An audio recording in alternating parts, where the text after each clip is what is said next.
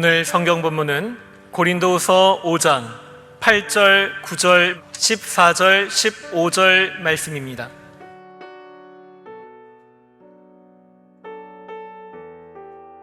우리가 담대하여 원하는 바는 차라리 몸을 떠나 주와 함께 거하는 그것이라. 그런즉 우리는 거하든지 떠나든지 주를 기쁘시게 하는 자 되기를 힘쓰노라. 그리스도의 사랑이 우리를 강권하시는도다. 우리가 생각건대 한 사람이 모든 사람을 대신하여 죽었은즉 모든 사람이 죽은 것이라.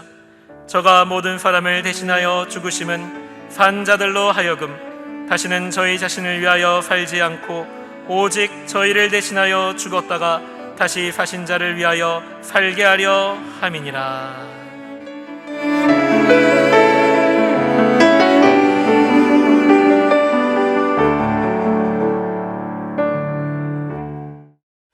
그리스도인의 삶의 숭고한 동기와 목적, 이러한 제목으로 말씀해 드리겠습니다. 그리스도인과 비그리스도인을 분별하는 것은 아주 쉽습니다. 당신은 예수님을 믿습니까? 라는 질문을 해보면 알 수 있습니다. 그러나 사실은 다른 한 가지 질문을 더 해보아야 정확하게 알 수 있습니다. 당신은 예수님이 누구라고 생각합니까? 라는 질문입니다. 예수님도 제 아들에게 너희는 나를 누구라 하느냐라고 물으셨습니다. 자신이 믿는 예수님이 성경에 계시된 대로의 예수님이어야 합니다. 예수님은 성경대로 세상에 오셔서 성경대로 사셨고 성경대로 죽으시고 성경대로 부활하셨습니다. 그리고 성경대로 재림하실 것입니다. 예수님을 성경에 계시된 대로 알고 믿는 사람이 참된 그리스도인입니다. 그리스도인에게는 그리스도인만이 가지는 삶의 동기와 목적이 있습니다. 오늘 성경 본문에 다음과 같이 기록되어 있습니다. 우리가 담대하여 원하는 바는 차라리 몸을 떠나 주와 함께 거하는 그것이라. 그런즉 우리는 거하든지 떠나든지 주를 기쁘시게 하는 자 되기를 힘쓰노라. 그리스도의 사랑이 우리를 강권하신도다. 우리가 생각하는데 한 사람이 모든 사람을 대신하여 죽었은즉 모든 사람이 죽은 것이라. 저가 모든 사람을 대신하여 죽으시면 산 자들로 하여금 다시는 저희 자신을 위하여 살지 않고 오직 저희를 대신하여 죽었다가 다시 사신 자를 위하여 살게 하려 하심이니라. 우리의 모든 행위에는 동기와 목적이 있습니다. 동기와 목적이 희박하거나 애매모호한 경우는 있을 수 있지만 전혀 없는 경우는 없습니다. 동기나 목적이 선하고 아름다운 것이 있는 반면 사악한 것이 있습니다.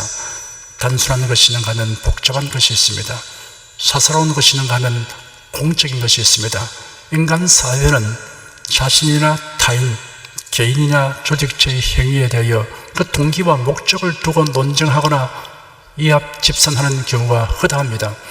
개인이나 조직체의 모든 활동은 그 동기와 목적에 따라 성격이 규정되고 가치와 의미가 결정됩니다.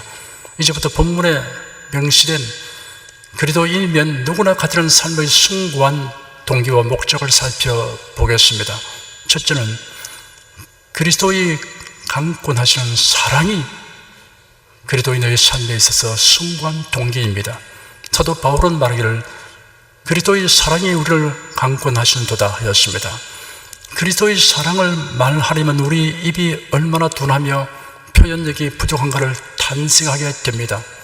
에베소서 3장 18절 19절에 기록되기를 너희 모든 성도와 함께 지식에 넘치는 그리스도의 사랑을 알아. 그 넓이와 길이와 높이와 깊이가 어때함을 깨달아 하나님의 모든 충만하신 것으로 너에게 충만하게 하시기를 구하노라 하였습니다.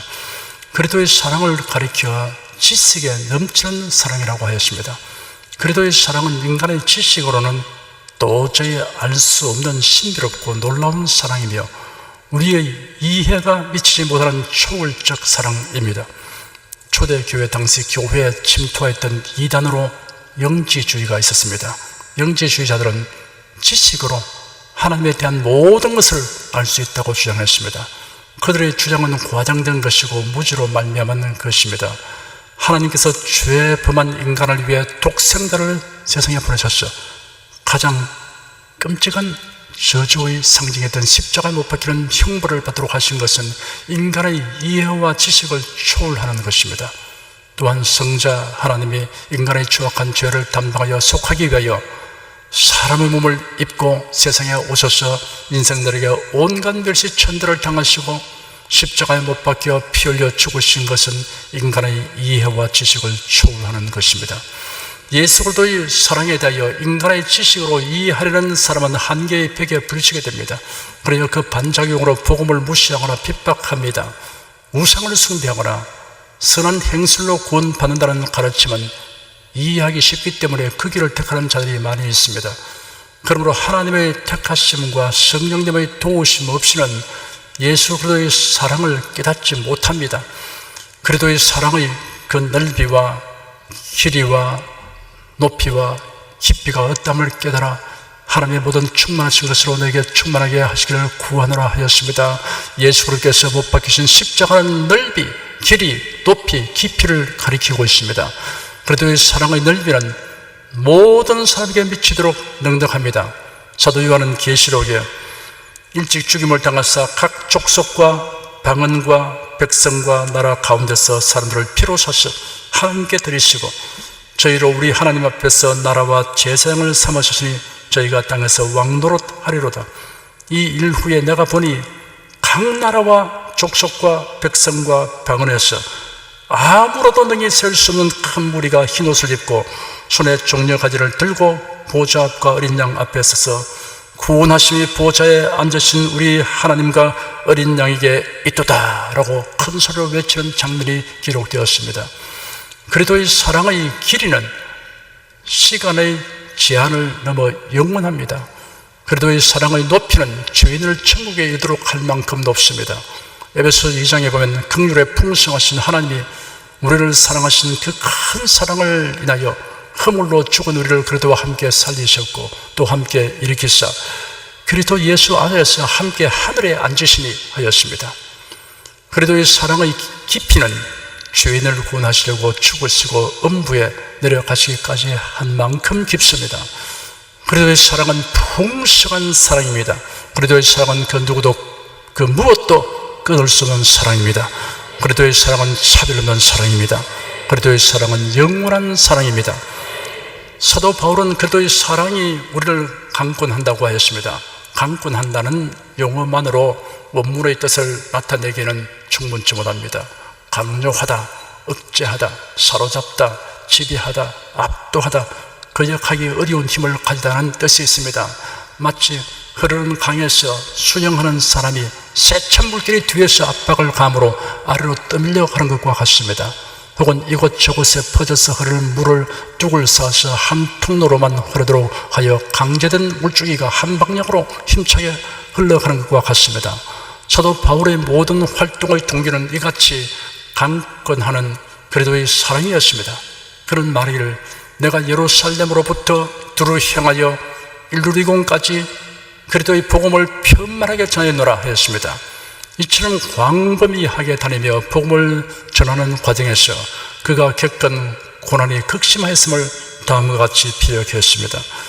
내가 수고를 넘치로 하고 옥에 갇히기도 더 많이 하고 매도 수없이 맞고 여러 번 죽을 뻔하였으니 유대인들에게 40에 하나 감한매를 5번 맞았으며 3번 태장으로 맞고 1번 돌로 맞고 3번 파손한 데 일주야를 기품에서 지냈으며 여러 번 여행의 강의 위험과 강도의 위험과 동족의 위험과 이방인의 위험과 시내의 위험과 광야의 위험과 바다의 위험과 거짓 형제 중의 위험을 당하고 또 수고하며 애쓰고 여러 번 자지 못하고 줄이며 목마르고 여러 번 굶고 춥고 헐벗으느라 이 외의 일은 고사하고 오히려 날마다 내 속에 눌리는 일이 있으니 곧 모든 교회를 위하여 염려하는 것이라. 누가 약하면 내가 약하지 않으며 누가 슬쩍하게 되면 내가 애타지 않더냐. 바울 사도여, 당신이 그토록 열정적으로 동분서주하며 복음을 전파한 동기가 무엇입니까? 라고 묻는다면 그리스도의 사랑이 나를 강권하심로다 라고 대답할 것입니다. 바울 사도여, 당신이 온갖 오해, 비난, 모함, 멸시, 고난에도 굴하지 아니하고 그 모든 것을 감내하며 복음을 전파한 동기가 무엇입니까? 라고 묻는다면 그리스도의 사랑이 나를 강권하심이로다 라고 대답할 것입니다. 바울은 다메섹 도성에서 그리스도의 사랑에 사로잡히게 되었습니다. 그날 이후 그는 그리스도의 사랑에 포로가 되고 지배당한 자가 되었습니다. 양들의 목자의 휘파람 소리에 응답하고 말이 고삐가 끄는 대로 복종하듯이 바울을 자극하고 활동하게 하는 것은 강권하시는 그리스도의 사랑이었습니다. 역사 가운데 정복자로서 명성을 떨친 위인들에게는 지배하려는 욕망이 강권하였습니다. 바빌론 제국의 느부갓네살 왕을 비롯하여 헬라 제국의 알렉산더, 로마 제국의 시저, 그리고 칭기스칸이나 나폴레옹 같은 인물이 그 대표적입니다. 그들은 군사들과 함께 행군하며 전장에서 직접 전투를 진두지휘하는 것이 즐겁고 행복한 일이었습니다. 그들의 이러한 활약의 동기는 오직 끝없는 소유욕과 지배욕이었습니다. 이 세상에는 선하고 아름다운 동기를 가지고 일생을 살아가는 사람들도 많이 있습니다. 고통당하는 자에 대한 연민의 정과 사랑의 동기가 되어 자기 희생을 마다하지 아니한 사람들입니다. 어떠한 사람은 돈이나 명성을 바라지 않고 오직 미의 창작과 표현을 하려는 예술적 욕구라는 동기에서 심려를 기울여 한 가지 일에 몰두합니다. 소유욕이냐, 지배욕이냐, 연민의 정이냐, 예술적 욕구냐, 무엇이 그를 강권하는가에 따라 그 사람의 삶이 형성됩니다. 성도 여러분은 모두 그리스도의 사랑이 나를 강권하시도다 라고 말하게 되기를 바랍니다. 이보다 더 숭고한 삶의 동기는 없습니다. 그리스도의 사랑이 우리를 강권하시도다 라는 표현에 있어서 강권하시는 도다라고 번역된 단어는 현재형입니다. 그리스도의 사랑이 여러분의 삶에서 항상 일관된 동기가 되기를 바랍니다.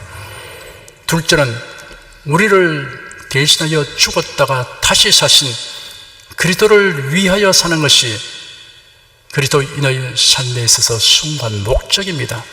사도 바울은 말하기를 그리스도의 사랑이 우리를 강권하시도다 라고 한 다음 우리가 생각하는데 한 사람이 모든 사람을 대신하여 죽으신 즉 모든 사람이 죽은 것이라 하였습니다.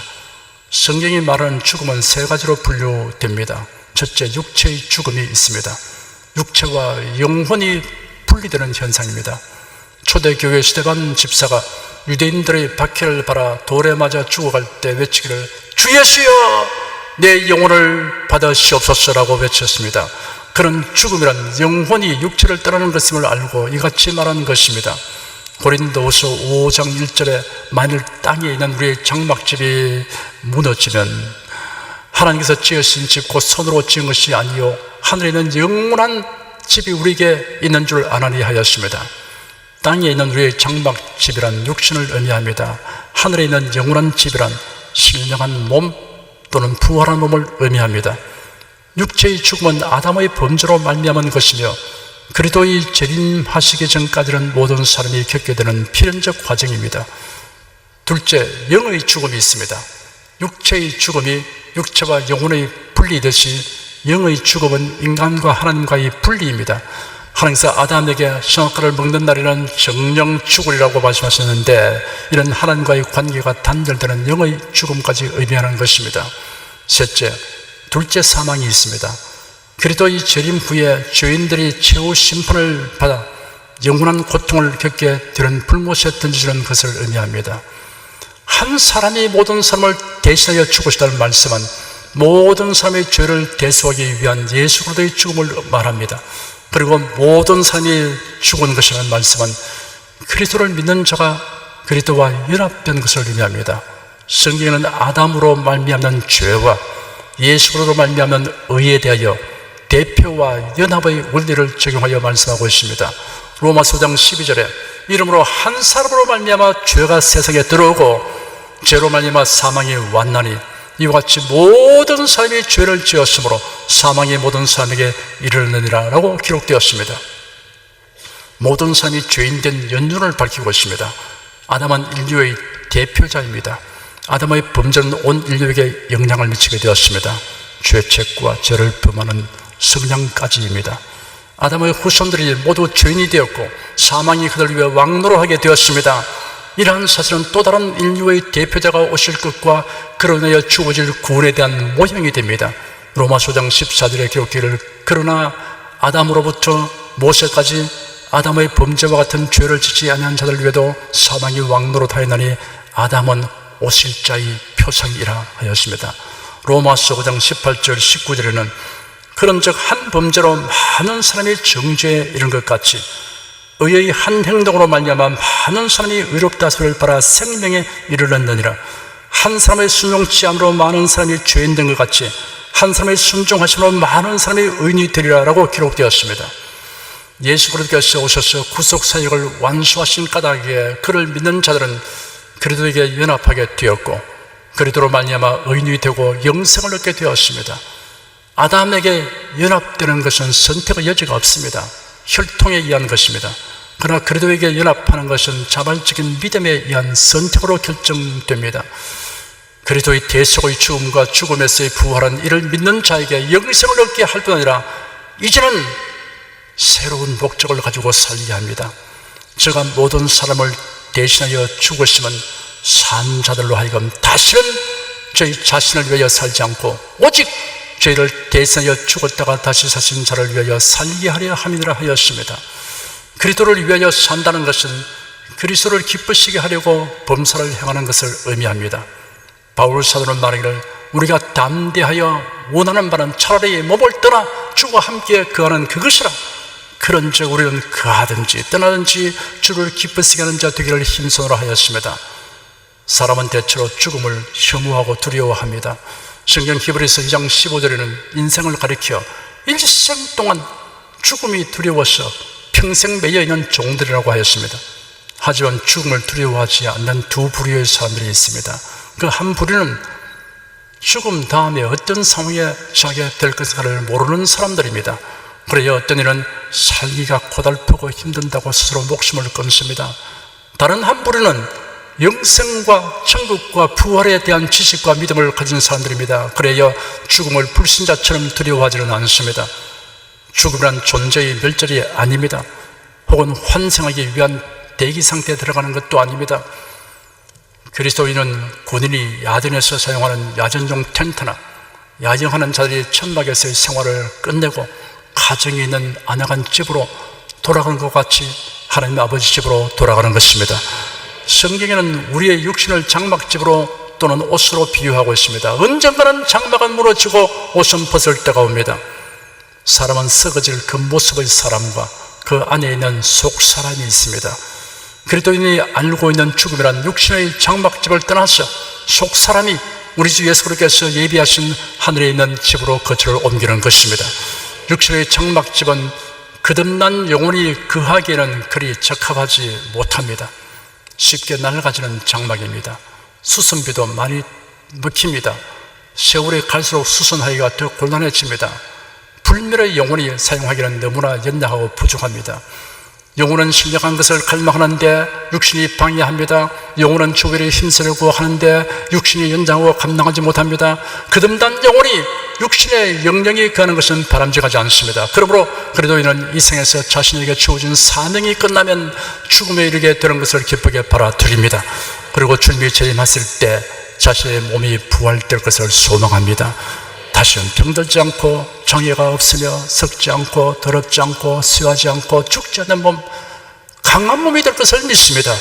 그때 부활하신 예수 그리스도의 영광의 몸의 형체와 같이 변화된 몸을 입게 됩니다. 그리고 새 예루살렘에서 영원히 주님과 함께 살게 될 것입니다. 이러한 부활의 날이 오기 전이라도 육신의 장막을 벗은 영혼은 주님의 나라에서 주님과 함께 거하게 됩니다. 이 세상을 먼저 떠나간 성들은 천국에서 살고 있습니다.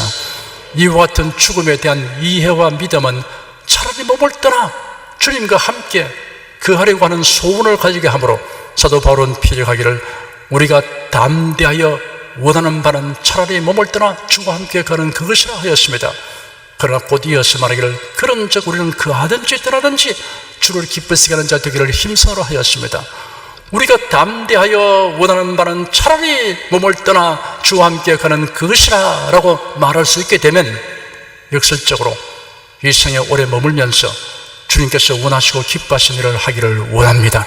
우리를 대신하여 죽었다가 다시 사신 그들을 위하여 사는 것이 삶의 목적이기 때문입니다. 에베소 5장 10절에는 주께 기쁘시게 할 것이 무엇인가 시험하여 보라 하였습니다.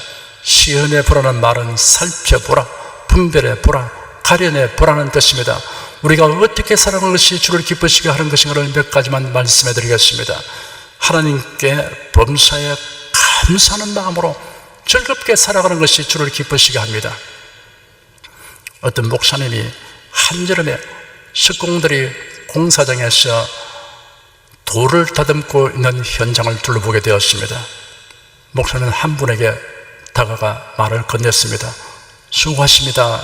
선생께서는 어떻게 하여 돌을 다루는 일을 하게 되었습니까? 했더니 퉁명스럽게 대답하기를, 누가 원해서 이 고된 일을 하겠습니까?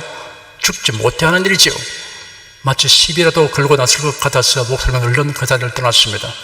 목사님은 저 건너편에서 일하는 사람에게로 다가가서 같은 질문을 하였습니다. 그러자 이 사람은 귀찮다는 듯이 대꾸했습니다. 다 처자식 먹여 살리려고 하는 일이지요. 목사는 민망하여 그냥 돌아서려다가 저쪽에서 콧노래를 흥얼거리며 일하는 사람을 보고 용기를 내어 가까이 가서 역시 같은 질문을 하였습니다. 그러자 그 사람이 잠시 일손을 놓고 목사님을 쳐다보며 밝은 표정으로 대답했습니다.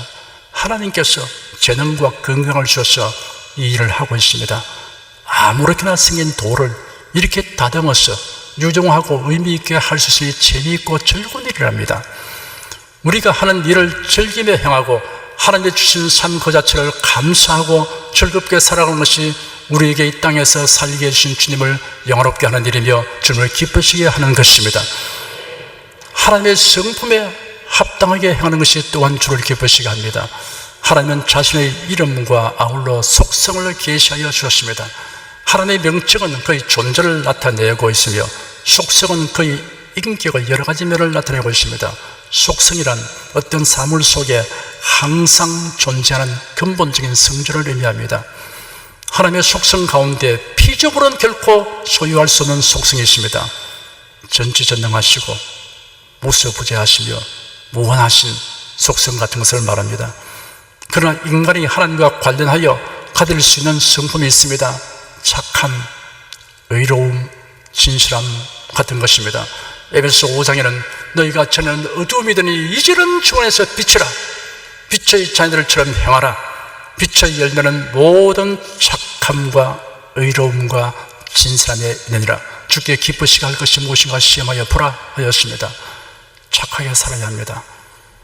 그가 우리를 대신하여 자신을 주시면 모든 불법에서 우리를 구속하시고 우리를 깨끗하게 하사 선한 일에 열심하는 친백성이 되게 하려 하심이라 하였습니다. 의롭게 살아야 합니다. 불의와 타협하거나 동조하지 말아야 합니다. 손해가 되어도 의로운 편에 서야 합니다. 진실하게 살아야 합니다. 거짓을 행하여 얻은 성공은 하나님 앞에서는 실패로 판단될 것입니다. 우리가 하나님의 성품에 합당하게 행할 때 주님을 기쁘시게 하는 것입니다. 예배드리는 것이 주를 기쁘시게 합니다. 사람의 존재 이유 중에 제1이 하나님을 예배하는 것입니다. 그러므로 하나님은 예배하는 자를 기뻐하십니다. 복음을 전파하는 일은 주를 기쁘시게 합니다. 복음 전도는 성도들을 향한 지상 명령입니다. 복음 전파는 사람에게 베푸는 최상의 사랑과 자선입니다. 사람이 온천을 얻고도 그 영혼이 멸망하면 아무런 가치도 의미도 없습니다. 그래도 이 몸된 교회를 섬기는 일은 주를 기쁘시게 합니다. 초대 교회에서는 솔선하여 자발적으로 하는 봉사가 교회 직분의 시작이었습니다. 그리스도를 위해 사는 사람은 교회의 덕과 유익을 끼치는 말과 행동을 합니다. 사람들이 묻기를 당신은 왜 그토록 열심으로 신앙생활을 합니까? 라고 묻는다면 나를 위해 죽으시고 다시 사신 그리스도를 위해서입니다 라고 대답하시기 바랍니다. 당신은 왜 그토록 핍박을 받으면서도 전도합니까? 라고 묻는다면 나를 위해 죽으시고 다시 사신 그리스도를 위해서입니다 라고 대답하시기 바랍니다. 그리스도인은 한결같은 동기와 목적을 가지고 모든 일을 행해야 합니다. 강구하는 그리스도의 사랑의 동기가 되어 살아가야 합니다. 우리를 대신하여 죽었다가 다시 사신 그리스도를 위하는 목적으로 살아가야 합니다. 바울 사도가 가이사랴의 법정에 서서 진술할 때 줄곧 그리스도에 대해서 말하니 베드로 총독이 소리치기를 바울아 네가 미쳤도다. 네 많은 학문이 너를 미치게 한다 하였습니다. 바울이 용서하기를 베스도 각하여 내가 미친 것이 아니요 참되고 정신차린 말을 하나이다 하였습니다. 이러한 숭고한 동기와 목적으로 살아가는 사람은 누가 미쳤다고 하든 정신이 온전하다고 하든 신경 쓸 것 없습니다. 사랑하는 여러분은 강권하는 그리스도의 사랑의 둥기가 되고 우리를 위해 죽으시고 다시 사신 그리스도를 위한 목적으로 살아가시기를 축원합니다. 기도하겠습니다. 사람들은 이 생에 살아가면서 어떤 종류의 일이든 들여다보면 반드시 동기가 있고 목적이 있습니다. 그러나 그것이 다 인본주의, 자기 자신의 이기심 충족밖에 아닙니다. 이렇게 살아가는 것은 아무 의미도 없으며 아무런 영광도 되지 않을 것입니다. 놀랍게도 하나님께서 예수를 보내주셔서 우리를 구속하시고 믿는 모든 자가 거듭나게 하신 것을 감사합니다. 그리고 보니 우리의 삶의 모든 일의 동기가 목적이 완전히 달라진 것을 우리가 깨닫게 되었습니다. 사도 바울이 오늘 그가 살아간 모든 삶의 동기와 목적에서 명료하게 기록해 놓았듯이 우리도 똑같은 동기와 목적을 가진 것을 알고 감사를 드립니다. 주 하나님, 이런 숭고한 동기와 숭고한 목적을 가지고 저희들의 모든 일상적인 생활, 평범하고 또 작은 일이라도 그 축에다가 모두 매달게 도와주시옵시고 그 축을 중심으로 돌아가게 하여 주시옵소서. 예수 그리스도의 이름으로 기도드립니다. 아멘.